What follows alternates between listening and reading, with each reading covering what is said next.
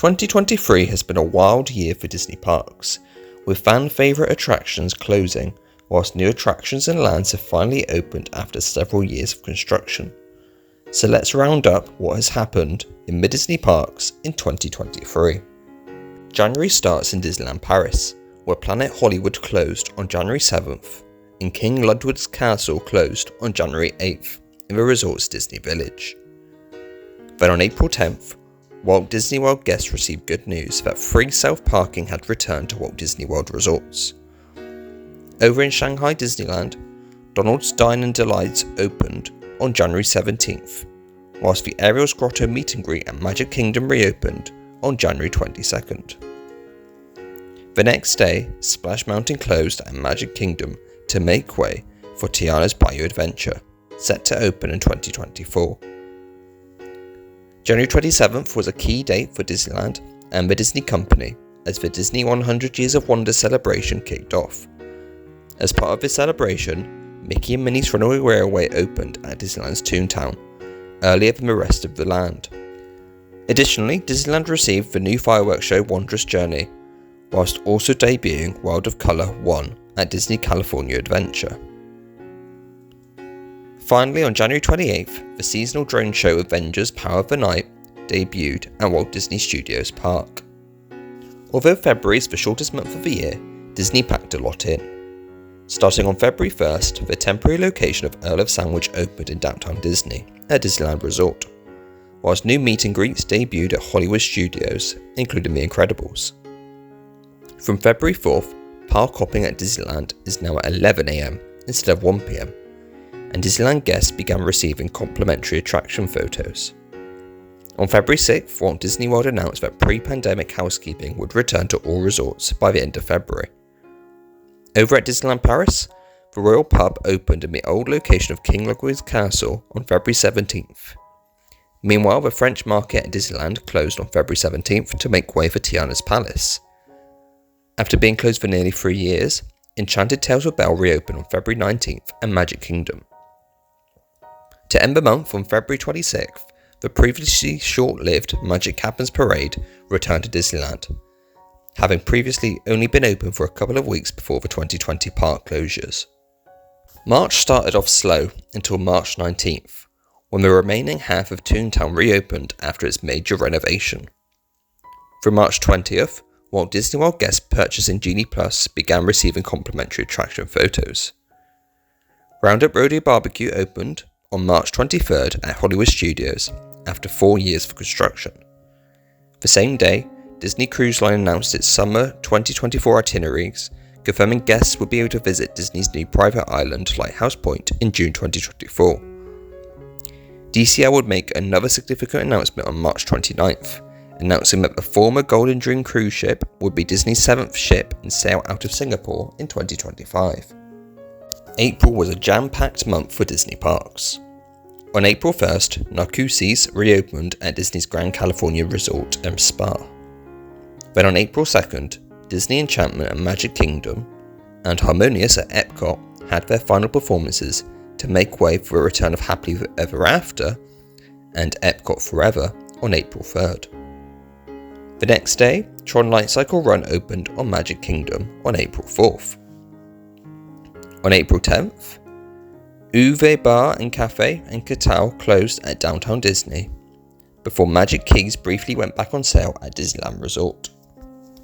April 11th saw the final performance of Disney Illuminations at Disneyland Paris, before the return of Disney Dreams on the 12th, as part of Disneyland Paris' 32nd anniversary. The Luca expansion to Pizzeria Bella Notte at Disneyland Paris opened on April 13th, also as part of the anniversary festivities.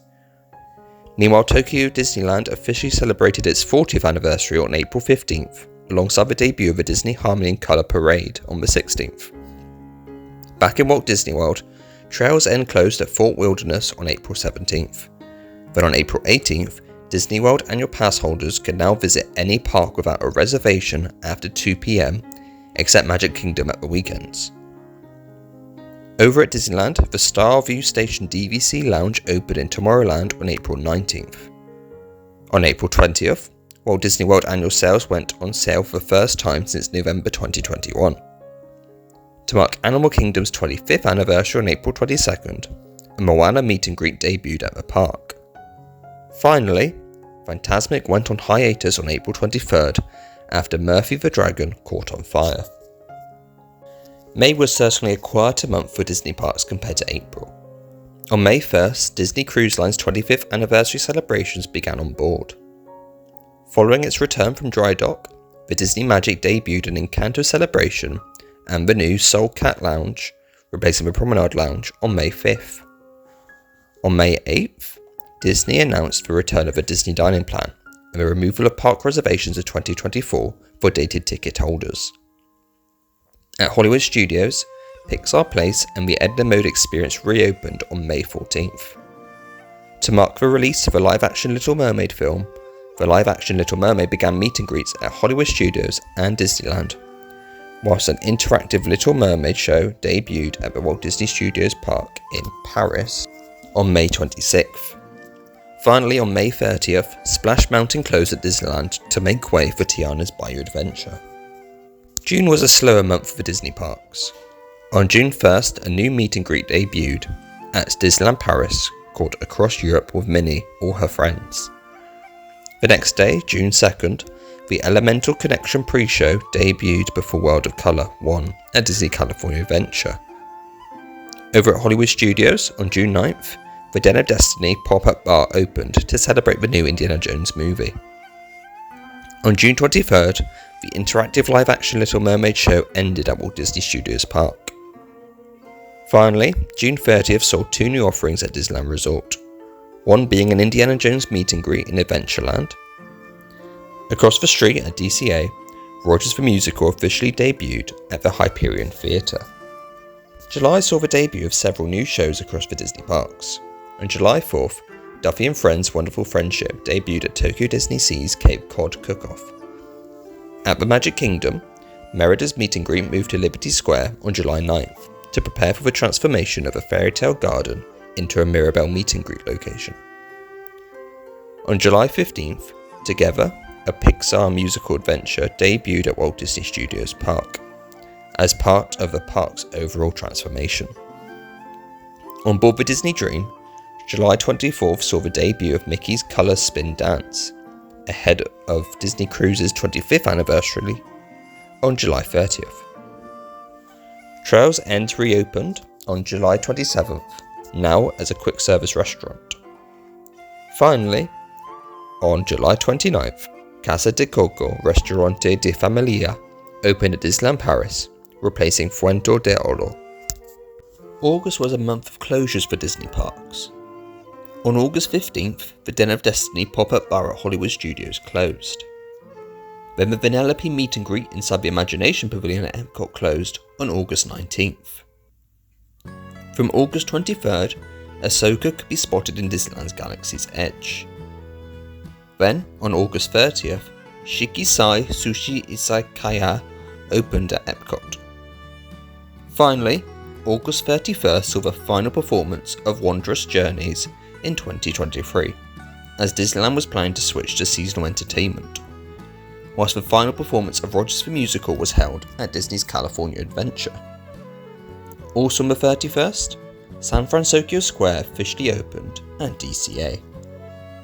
September was a busy month for the Disney parks. On September 1st, the Diamond Variety Mustard debuted at Tokyo Disneyland's Diamond Horseshoe, whilst Mickey's Rainbow Luau returned to Polynesian Terrace Restaurant at Tokyo Disneyland. The same day, AP pop-up surprises began at Disneyland Paris with a Tinkerbell and an Hortensia meet and greet. On September 5th, Disney unveiled new details about the Disney Treasure and announced that its maiden voyage would take place on December 21st, 2024. Over at Disneyland on the 7th, Tiana's Palace opened in New Orleans Square. Meanwhile, the Figment meet and greet debuted at Epcot on September 10th to a 5-hour queue. On September 14th, the Superstore at DCA closed so that Avengers Vault could open on September 18th. In between, on the 15th, the Mirabelle meet and greet at Magic Kingdom opened. On September 20th, trams returned to Epcot and Hollywood Studios parking lots. To mark the 100th anniversary of Disney, new experiences debuted at Epcot on September 22nd, including Mickey and Minnie meeting in their platinum costumes, and the return of Soarin' over California to the Land Pavilion. Back over to Disneyland, the villas at Disneyland Hotel opened on September 28th. The next day, on the 29th, the Heartbeat of New Orleans debuted in Disneyland. On the 30th, Disneyland Paris ended its 30th anniversary celebrations, bringing the end of Disney Delight and Dream and Shine Brighter.